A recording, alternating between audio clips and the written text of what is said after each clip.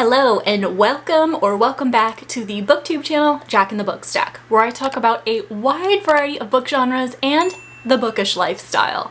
And although I like a wide variety of genres, I also really like a theme. And it is October, so of course the theme is spookiness and horror books. So that is what I want to focus on this week. I'm kicking off this weekly reading vlog and I am going to be reading horror, specifically classic horror. One of the books I want to read this week is Something Wicked This Way Comes by Ray Bradbury. Now when I say classic horror, that's kind of like a loose classification. This was published in 1962, I believe. So classic is kind of like a fluid term, right? Like, it's not in the 1800s or anything like that. So this is probably more of a modern classic, but Ray Bradbury is probably most famously known for writing Fahrenheit 451, which I also think is a modern classic. So I'm excited to read this other one by him. It has this like creepy carnival setting, and I think it's with like teenagers, and it's set on All Hallows Eve. I don't know if it is technically classified as like a YA horror because they're teenagers, but it doesn't matter. I'm so excited to check this one out. The next classic horror I have was published in 1898, and it is The Turn of the Screw by Henry James. Now this is the Penguin cloth-bound edition, and it actually has a lot of short stories by Henry James, but I think I'm only going to focus on this one. There are 1, 2, 3, 4, 5, 6, 7, 8. There are 8 stories in this book, but I just want to read The Turn of the Screw. So it looks impressive that I'm going to read like this whole book this week, but it's really just one short story. But I am so excited to check this one out. I think this one might be the scariest.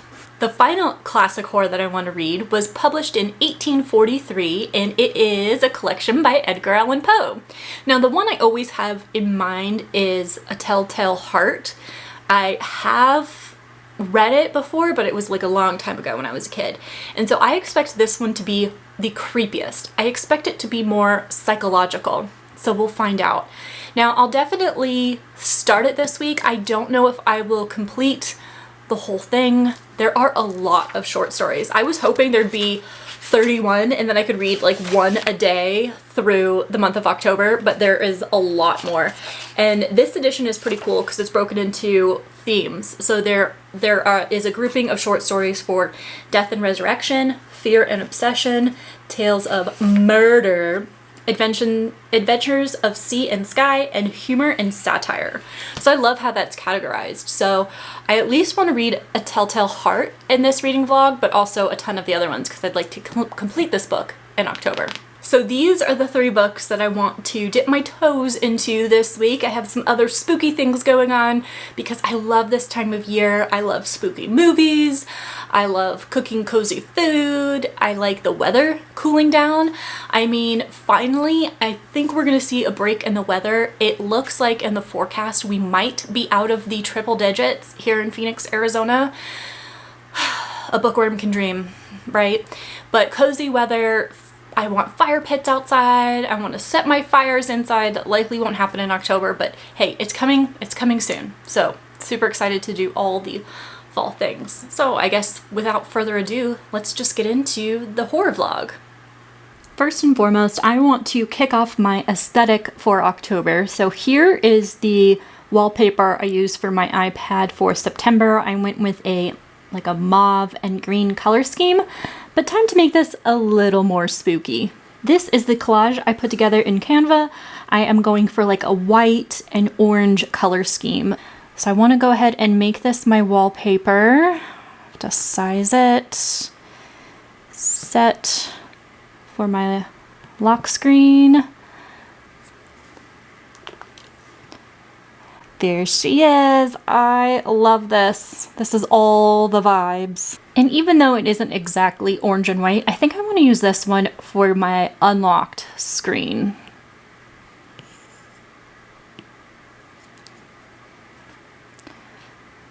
There we go. Maybe have that light post over to the left. Home screen.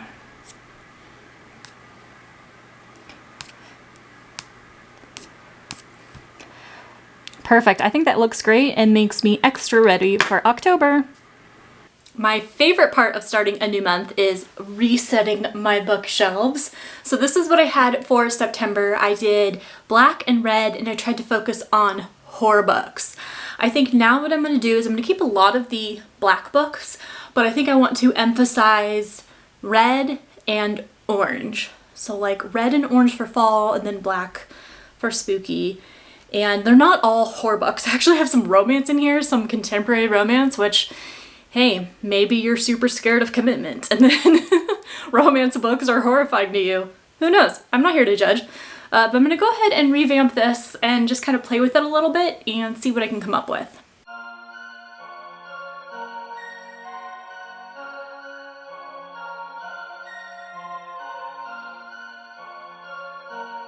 Having the Iliad displayed prominently on the bookshelf is a must since I'm going to Greece this month. So where to put it?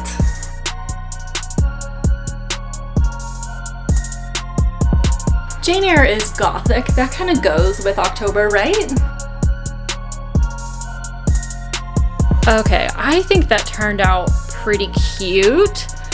Tried to highlight the orange books over here, the black books on this shelf right there, and then this is obviously orange and red with some spooky decor. Had to do it.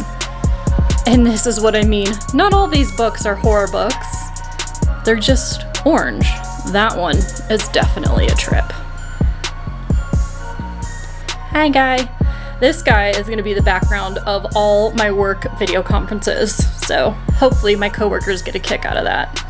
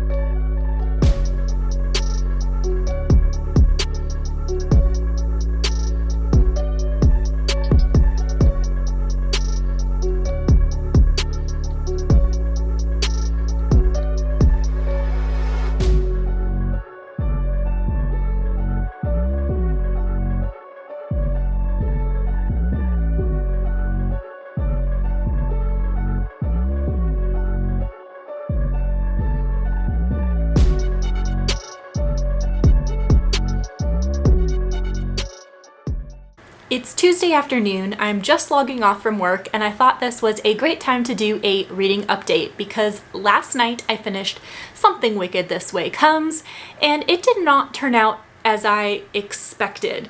Firstly, let me tell you a little bit about what this is about. Looking at the back of the book, the little summary here, it says that it is All Hallows Eve, and Cougar and Dark's Pandemonium Shadow Show has come to town. Hear the music, see the lights, shrug off life's worries, and enter a place where dreams are not dreams and wishes can be real. All this awaits two boys, trembling on the brink of manhood. But entering the smoke, mazes, and mirrors, they will discover that not all dreams are worth the price that must be paid. This book definitely delivers on the atmospheric vibes. It is set in the month of October. They tell you time and time again. The emphasis is not so much on Halloween, but just the month of October. And I really like the carnival setting with like all the shows and the maze and the excitement that the town experiences when it comes to town. Like that is just great. That is perfect. I love the atmosphere of this. So the atmosphere was top notch and the characters were also really fun. So the two boys that are the main characters are just shy of being 14 years old. They've been friends their entire lives. They are next door neighbors, and one was born the day before Halloween, like a minute before midnight, and the other one was born like a couple minutes after midnight on Halloween, so they're just like moments apart. They're super, super close. So we follow those two, and then we follow one of their fathers, who is 54 years old, but he is really having a tough time. He is struggling with being middle-aged. I mean, he really sees himself as old. And he's really longing after his youth. He's always saying like he wishes he could run and play with the boys, and he looks at them all kind of like sadly because he misses being a boy and being active. But he is a janitor at a library because he loves reading books. He loves matching up stories with what he has experienced on the road and in his life. So I thought that was really interesting, like what a bookworm he is. But he's kind of a morbid character, like 54. I mean, it's older, but it is not ancient. Like, I don't know why he's so distraught over being 54. So I told you a little bit about the plot, but diving in a little bit deeper into it, this carnival is creepy, and it kind of selects certain people that it wants to, I guess, target for the darkness. And that was really spooky and eerie, all the things that happened. And once someone is targeted, they're never the same again. They're like changed somehow. And so that was very interesting and spooky. I loved the magic in this. It was really neat, particularly with the carousel. If you take a ride on this carousel, you will never be the same either. So that's all I'll say without spoiling it. But certain people from the town are targeted, and something happens to them. And so our two main characters, the boys, know what's going on, but they don't think anybody will believe them. And then they have the relationship with the dad, which I really, really liked. That trio of characters, that was awesome. The part I'm struggling with this book is really the writing style. And it's blurbed on the front here, at least this edition is, by Stephen King. It says, "A darkly poetic tale. Bradbury's best work." Darkly poetic tale. Yeah, it's poetic. You know that feeling of reading poetry where you're just kind of lost and you're like, why won't you just say what you mean? That is exactly what I felt in this book. It took all my concentration, and it took me a long time to read it because my mind would kind of wander, and I'd have to go back and read the passages again because it is not direct. It is very, very poetic, and you're kind of wondering like, is this literal or is this like symbolic of something? Because there is magic stuff going on. So when it's kind of doing that poetic thing, you don't know if it's being serious. I'll give you an example. On page 89, our two main characters, Jim and Will, are on the run, let's say. And so they say, "That's us," thought Will. "Oh my lord, that's us. No one will believe anything we have to say from now on. Not about carnivals, not about carousels, not about mirrors or evil nephews, not about nothing." And so they ran, 3 animals in starlight, a black otter, a tomcat, a rabbit. Me, thought Will, I'm the rabbit. And he was white and much afraid. Wait, what? The otter and the rabbit and the what? The tomcat? I don't understand, right? Like, were they turned into animals? I don't know, because it's really hard with this when there is magic going on. There's a very, very brief example of what I mean with the poetic writing, but yeah, that was a little bit challenging. It wasn't all bad though. On page 180, there was a little section about fear that I liked. It says, all the meanness we harbor, they borrow in redoubled spades. There's a billion times itchier for pain, sorrow, and sickness than the average man. We salt our lives with other people's sins. Our flesh to us tastes sweet, but the carnival doesn't care if it stinks by moonlight instead of sun, so long as it gorges on fear and pain. That's the fuel, the vapor that spins the carousel, the raw stuffs of terror, the excruciating agony of guilt, the scream from real or imagined wounds. The carnival sucks that gas, ignites it, and chugs along its way. Beautiful. I liked that rating. I think I'm going to land on about a 4-star rating for this, or a 4.25, but this is not one I can really recommend to everyone, specifically because of that writing style. I'd say if you don't like classics, this one might be a challenge for you. I think this was more of a challenging read than a lot of the other true classics that I've read. And it's kind of a bummer too, because this edition has a foreword or an introduction that I have to warn you, if you're reading this edition, don't read this introduction first, because I hate when books do this, but this assumes that you have read this story before and you're going into this in a reread. Because it talks about the story and it spoils like everything. So I stopped reading it. But the interesting part that I did learn is that the title, Something Wicked This Way comes from Macbeth by Shakespeare, which I didn't know the reference. I'm not a big Shakespeare fan, but there you have it. That was the first book. I also started working on my collection of Edgar Allan Poe. I've read the first short story in this book. It was really short. It was just a couple pages. I don't know if I could pronounce the title.